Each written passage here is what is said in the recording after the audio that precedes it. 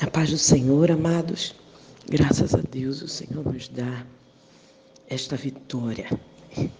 Estamos começando mais um livro, o pequeno livro de Esther, que agora, fechando esses livros históricos do Antigo Testamento, onde nós vemos a história de Deus, a história de como o Senhor, no seu projeto de salvação da humanidade, no seu projeto de ter o homem junto de si, levanta uma nação a partir de um homem, que foi Abraão, para que essa nação fosse o testemunho.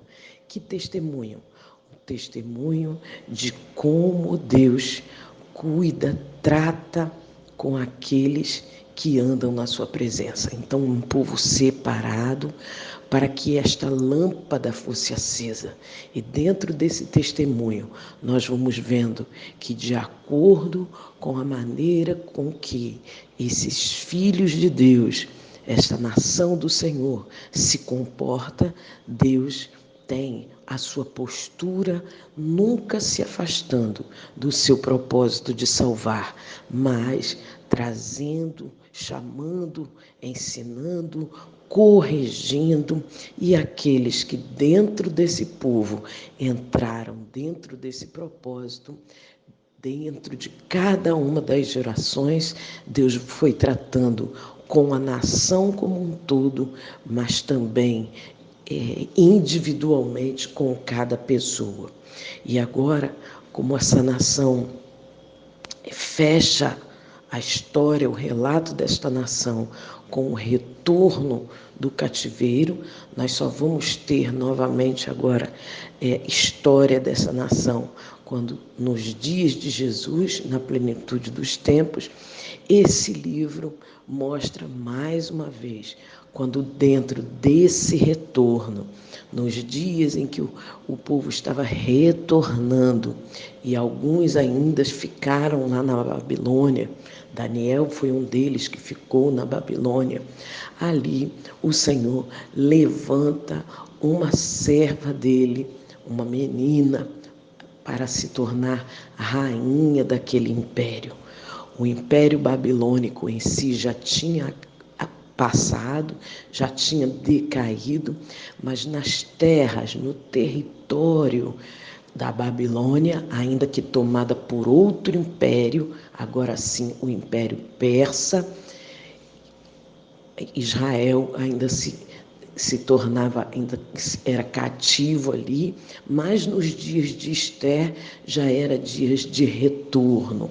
O rei, que agora era rei ali, o rei Assuero, era neto de Ciro, aquele que ordenou o retorno. E o povo vinha vindo, retornando, como nós vimos nos livros de Esdras e nos livros de Neemias. Mas lá, naquele território, estavam ainda muitos que não haviam retornado, que não retornaram. E havia esse desejo de Satanás, como sempre, de exterminar com este povo, porque este povo é ainda hoje o testemunho de quem Deus é na terra. Devemos lembrar que o testemunho não é sobre Israel, porque Israel é humano e Israel falha como todo humano falha. Por isso que a história de Deus aponta ao homem a necessidade do Salvador. Mas conforme a promessa que o Senhor fez a Abraão, a Isaque, a Jacó e a seu servo Davi, Deus preserva este povo. E este povo continua ainda nos dias de hoje, sendo testemunho do milagre e da mão de Deus. Mas naqueles dias, o Senhor levanta de maneira soberana uma menina judia que vai se tornar a rainha, vai se tornar esposa do rei desse império tão grande que dominava em toda a época. E naquele contexto, é que nós vamos ver essa história de Esther, né?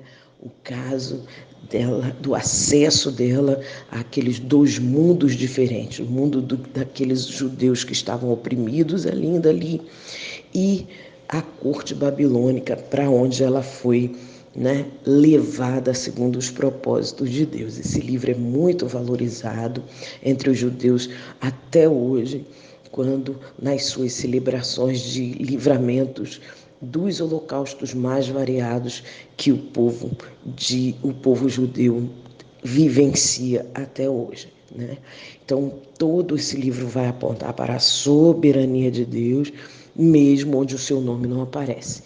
Então, lá naquele contexto, no contexto de palácio, onde o nome do Senhor não era reconhecido, respeitado, mas nós vemos o mover da mão de Deus, o que nos aponta para a sua soberania. Ele está agindo em todos os lugares. E isso fortifica a nossa fé, fortalece a nossa fé, por sabermos que Ele é Senhor sobre todas as nações, né? O cuidado de Deus com os judeus e com a preservação desse povo conforme o seu propósito, porque ele disse a Abraão que da sua posteridade abençoaria todas as famílias da terra. Então Jesus haveria ainda de nascer dentro da casa de Judá. Então o Senhor preservou o povo para a nossa salvação,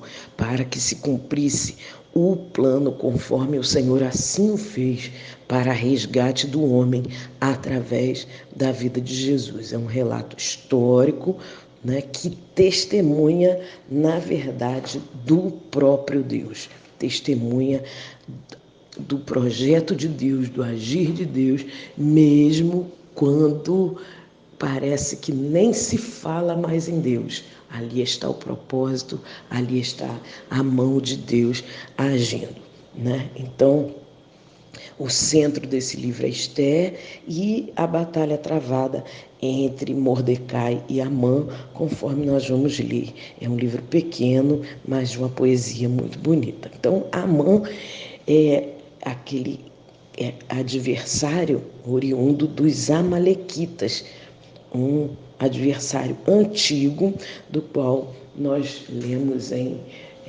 lá nos livros de Samuel, que o Senhor ordenou a Saul que destruísse, e ele não destruiu por ganância, e agora um descendente, ainda que Samuel tenha matado Agag, mas um descendente foi preservado, e essa linhagem continuou no ódio contra o povo de Israel, né?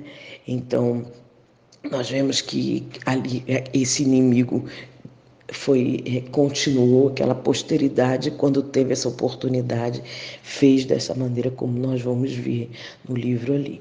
E aí nós vamos ver que Deus é Senhor de todas as nações, não há fronteira. O livro de Esther aponta nessa direção.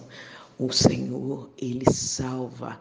O Senhor, Ele quer para si, porque todas as nações foram por Ele instituídas. E Ele quer salvar. Ele chama todos os povos de todas as nações, conforme nós cantamos num cântico conhecido nosso, né? Então fica o tema ali, a pergunta: como se sobrevive como povo de Deus numa sociedade pagã?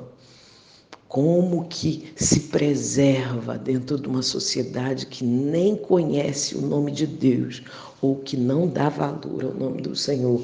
Como que um servo de Deus ele sobrevive ali? E nós vamos ver algo que chama a atenção na vida de Esther. Esther alcançou o favor de todos. Se sobressaiu na sua graça, se sobressaiu no ser temente a Deus, no viver uma vida com Deus dentro do seu lar. Isso fez a diferença e o Senhor a elevou. Que nós possamos criar nossos filhos de forma que sejam a diferença onde pisarem a planta do seu pé, e assim o Senhor vai levá-los a lugares que não imaginamos. Deus nos abençoe nessa leitura, queridos. Amém.